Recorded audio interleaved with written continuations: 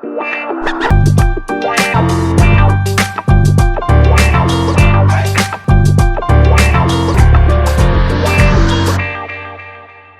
you ever heard of a pink sea, a pink lake in Senegal? I don't think so, but that is why I'm here for you, just to teach you, right?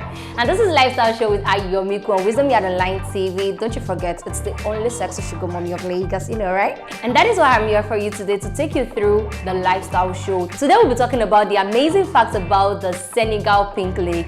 It has the salinity content that it is almost as double or even more than that of the Dead Sea. Isn't that amazing? Lake Senegal is a coral pink ocean, and it is between the White Dunes and the Atlantic Ocean. This particular lake is located less than an hour from Dakar, the capital of Senegal. And you should know that during the dry season, this 3-kilometer lake tends to have a salinity content that tends to exceed or even doubles that of the Dead Sea. And also it has 40% content of salt. The salt content in this whole of the lake is 40%.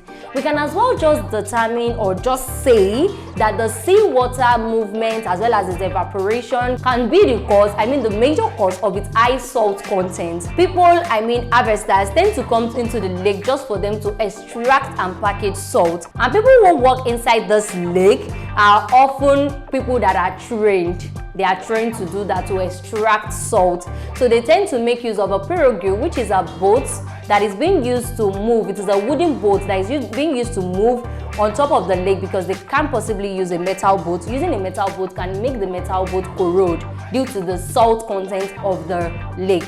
So they come into the sea in order to harvest. They use their paddle to detect and find where the salt is in the lake itself. When I said that harvesters that are trained, I really mean it. These people, before going into this lake, they tend to rub the entire body with shea butter.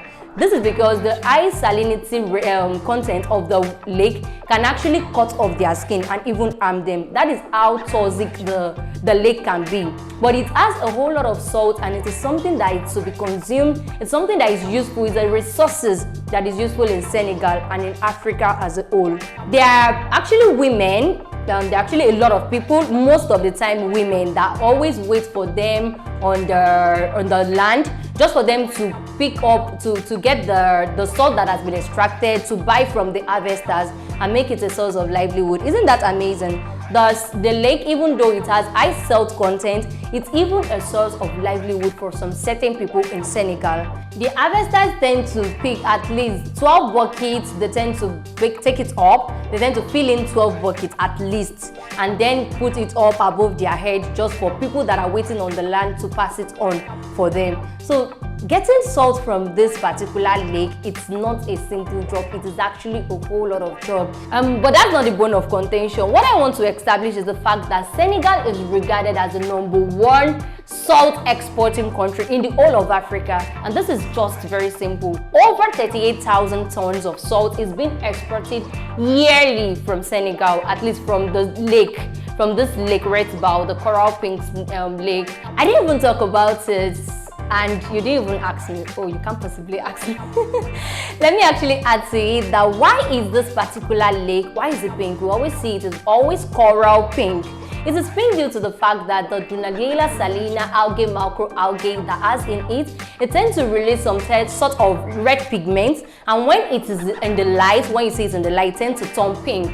So what we see in the light is pink, but in the real sense, maybe at night, it shows a touch of red because of the Dunaliella salina algae, microalgae.